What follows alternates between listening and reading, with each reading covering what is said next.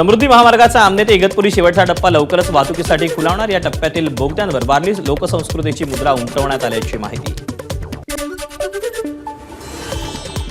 शिर्डी विमानतळाच्या 25 किलोमीटर परिसरात laser light वापरण्यास बंदी। लेझर लाईटमुळे वैमानिकांचं लक्ष विचलित होऊन दुर्घटना होण्याचा धोका असल्यानं प्रशासनाचा निर्णय।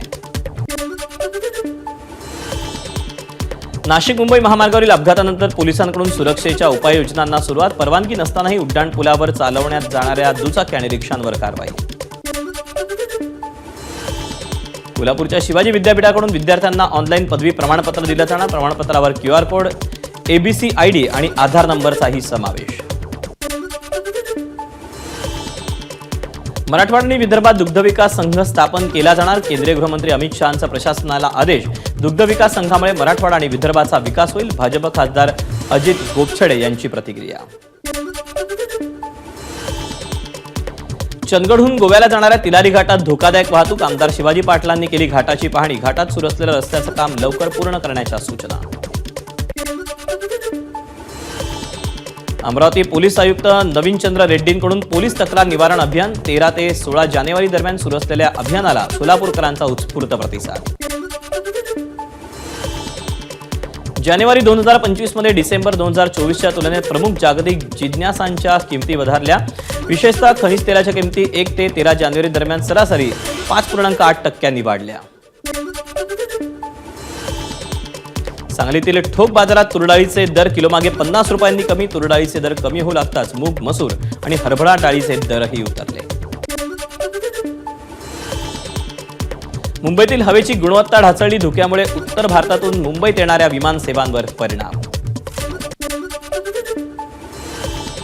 पूजा खेडकरला तात्पुरता दिलासा। पुढील सुनावणीपर्यंत अटक होणार नाही। पुढील सुनावणी 14 फेब्रुवारीला। स्टोरेज घोटाळा प्रकरणातील मुख्य साक्षीदार सी अभिषेक गुप्ताला सुरक्षा पुरवण्याचे हायकोर्टाचे निर्देश। आर्थिक गुन्हे शाखेच्या तपासावर हायकोर्टाची नजर। वरळी हिट अँड रन प्रकरणाचा तपास मुंबई पोलिसांनी पक्षपातीपणे आणि निष्काळजीपणाने केला। मृत कावेरी नाखवा यांचे पती प्रदीप यांचा आरोप। म्हाडा आता भाडेतत्वावरील कार्यालयांचीही बांधणी करण्याचा निर्णय घेण्यात आलाय। गोरेगाव पश्चिम परिसरातील सिद्धार्थनगरमध्ये 26 मजली व्यावसायिक संकुल उभारलं जाणार। इमारतींमध्ये सोलर पॅनल बसवल्यास तसंच ओल्या आणि सुक्या कचऱ्याचं वर्गीकरण केल्यास मालमत्ता करात 2% सूट मिळणार। याबाबत पालिका लवकरच धोरणात्मक निर्णय घेण्याच्या तयारीत। नवी मुंबईत APMC मार्केटमध्ये भाज्यांची मोठ्या प्रमाणात आवक। वाटाणा, गाजर, टोमॅटोसह अनेक पालेभाज्यांचे दर नियंत्रणात। स्टोरेज गैरव्यवहार प्रकरणानंतर फसव्या योजनांना आवर घालण्यासाठी आर्थिक गुन्हे शाखेचे गुप्तचर विभाग पुन्हा एकदा सुरू केला जाणार। बोईसर रेल्वे स्थानकाजवळ रेलिंग ओलांडताना प्रवासी रेल्वे ट्रॅकवर पडला। घटना एका प्रवाशानं कॅमेऱ्यात चित्रित केली।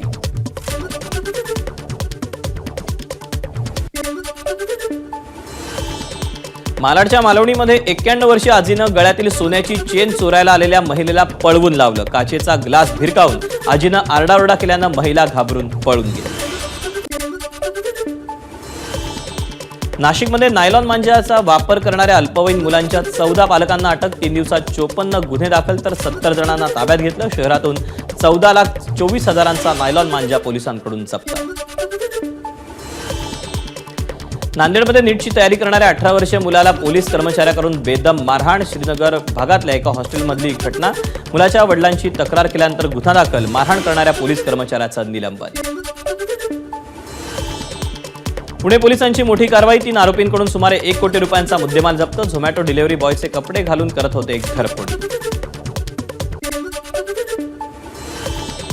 नागपुरात समुपदेशनाच्या नावाखाली मानसोपचार तज्ञाकडून अल्पवयीन मुले आणि तरुणींचं लैंगिक शोषण। गेल्या वर्षी नोव्हेंबरमध्ये संबंधित प्रकार उघडकीस। आरोपीच्या पत्नीवर गुन्हा दाखल केल्याची पोलिसांची माहिती। पुण्यात भूक भागवण्यासाठी चोरट्यांनी फोडलं बिर्याणीचं हॉटेल। मुळशी भागातल्या प्रसिद्ध बिर्याणी हॉटेलमध्ये घडला प्रकार। चोरटे CCTV मध्ये कैद।